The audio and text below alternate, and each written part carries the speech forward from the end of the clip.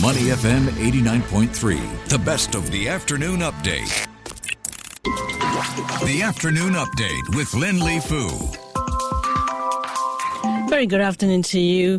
Now, Southeast Asia is poised to become one of the world's most dynamic economic regions. That's what some economists believe. Now, you could think of Southeast Asia as perhaps the world's busy station. You have trains come in, go out, shipments in and out, and connections happening here every minute. Containers are unloaded, cargo is consolidated, and goods are redirected to where they need to be. But lately, that station, well, it has been upgrading. It's not just passing freight through anymore. It's becoming a place where the journey gets faster, smarter, and more efficient, especially for trade between Asia and Europe.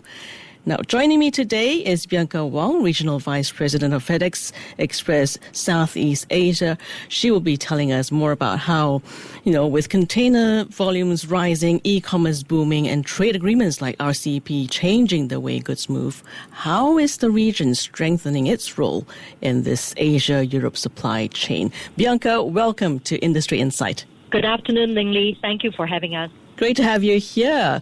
Now, you've been right in the middle of these changes, seeing how businesses and logistics players are adapting in real time. Absolutely. Right now, it's a very exciting time for the world, but also for Southeast Asia. We're seeing tremendous growth right now between Southeast Asia and Europe trade, and a lot of activities going on, be it reconfiguration of the supply chain network, as well as changing landscape of the customer network. Okay, so like I mentioned earlier, we've been hearing more about Asia-Europe trade lately, especially as the Trans-Pacific route faces its own challenges. So from your vantage point, what's driving this increased attention on this Asia-Europe corridor? Absolutely. It's related to recent changes on the geopolitical landscape that's causing reconfiguration of the supply chain network. And I think that there's really two fronts that we're looking at. We see that our customers, which is manufacturers from Southeast Asia, are expanding their customer base. So instead of leaning towards just the United States, they're also expanding into within Southeast Asia, within the Asia, but also with Europe as well, is in terms of expanding their customer network. At the same time, we're also seeing that more and more companies are also moving their supply chain with more focus into Southeast Asia, meaning to say have more manufacturing bases in Southeast Asia to diversify their manufacturing network on a global basis. So I suppose there is more demand for goods from Asia, whether it's electronics, apparel, or industrial components? Absolutely. We're seeing growth in the high-tech sector, semiconductor, electronics, as well as chemicals as well.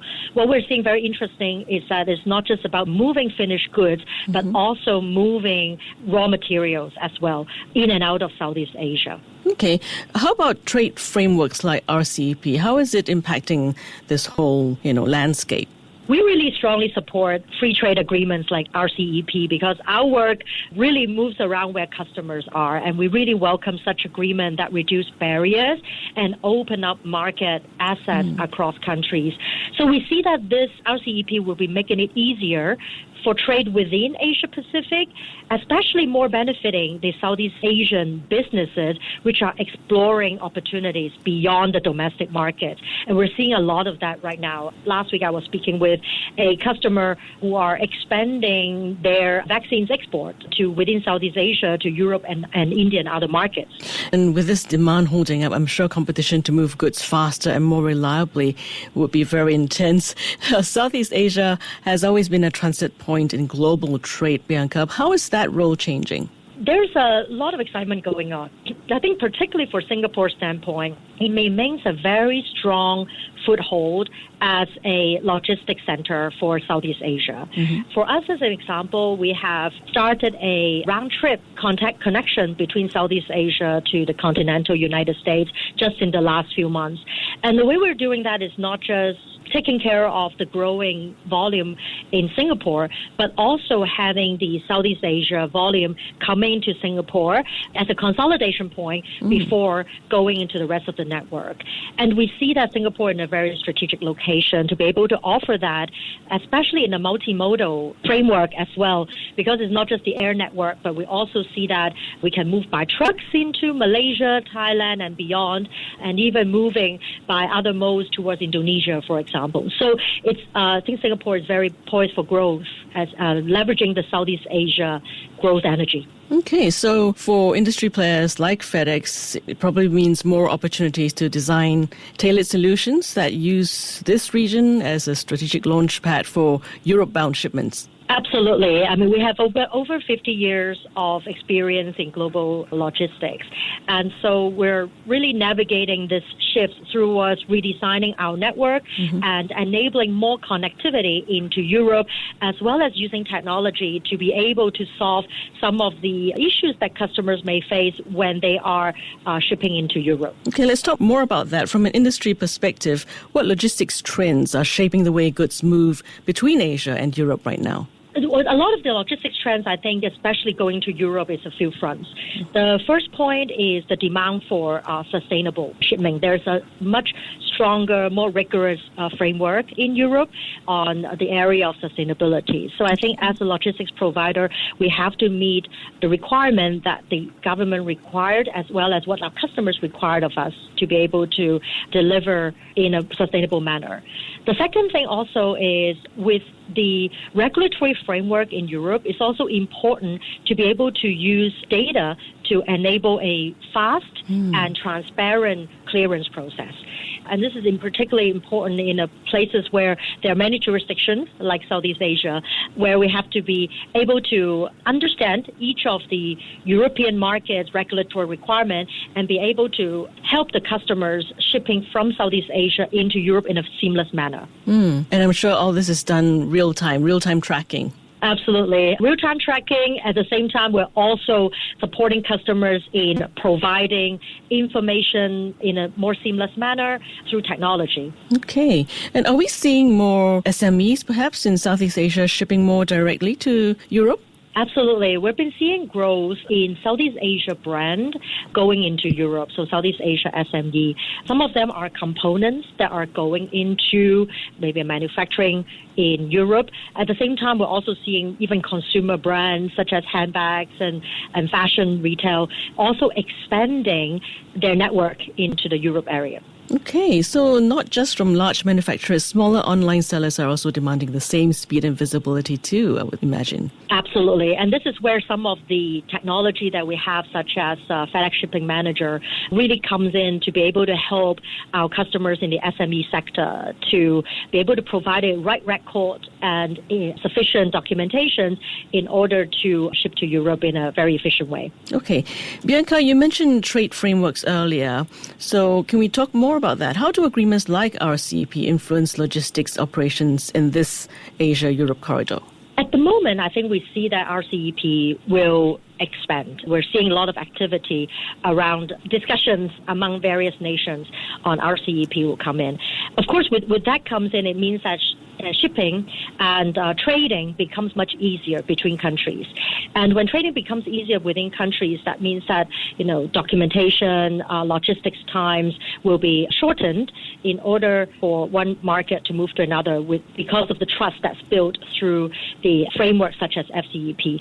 So I think there is a good opportunity for Europe to come on board as well with the RCEP. And if that comes in place, it will really enable two major regions, the ASEAN region and the Europe region, to really have very seamless trade with each other. And we're really looking forward to that happening. Okay, so are we seeing more regional consolidation hubs emerging beyond Singapore? We're continuously evaluating. Right now, it really depends on the network that we're growing. And we see that Singapore maintains to be one of the most important hubs for the Southeast Asia region from the air network standpoint. At the same time, we're also seeing growth in other ASEAN regions, other ASEAN markets such as Malaysia and also countries like Vietnam as well, where they're growing really tremendous of a demand growth in terms of shipping to Europe and other markets.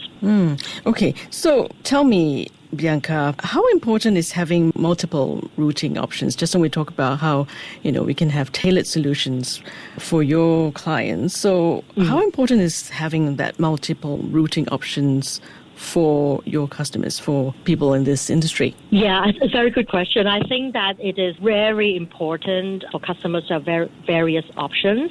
There's two consideration factors. I think the first one is that nowadays with the volatility of trade, we see that customers are evaluating very carefully about their warehousing needs. So a lot of customers are trying to not keep as much inventory as they might have before because of the volatility that's going on in global trade. And this is where a company like FedEx could come in and provide that express real-time solution for customers to be able to ship very quickly to where their customers are.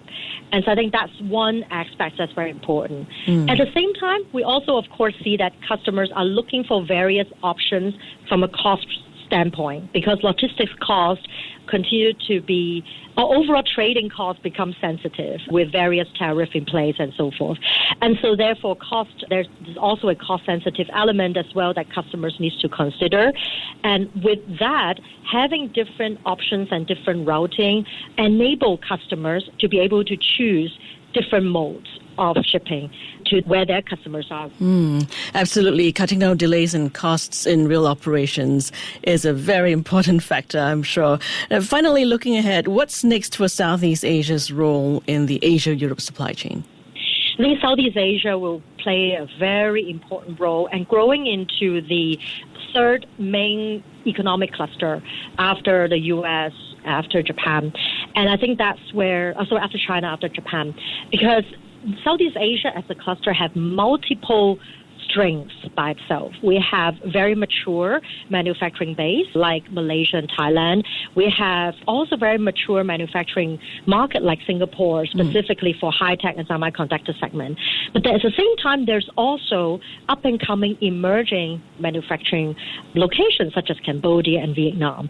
So as a region of Southeast Asia, it really offers a lot of diversity in terms of strengths to be able to play a very key trading partner role with Europe going forward. Bianca, from where you stand, what would you like to see improved, whether in policy, infrastructure, or technology, to make this corridor more competitive? The way we definitely see it is to be able to have more collaboration across the various Southeast Asian market, and that will be enabled through framework like RCEP, for example, others.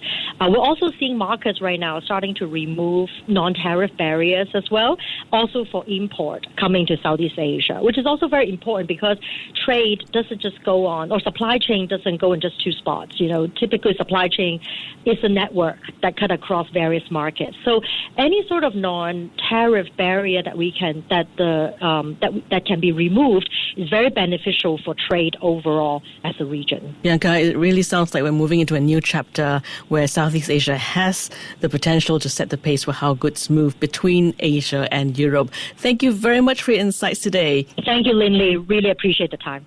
She is Bianca Wong, Regional Vice President of FedEx Express Southeast Asia, on how our region is strengthening its role in the Asia-Europe supply chain. This has been Industry Insight on Money FM 89.3. I'm Lynlee. To listen to more great interviews, download our podcasts at audio.sg or download the audio app. That's AWEDIO, audio at the App Store and Google Play.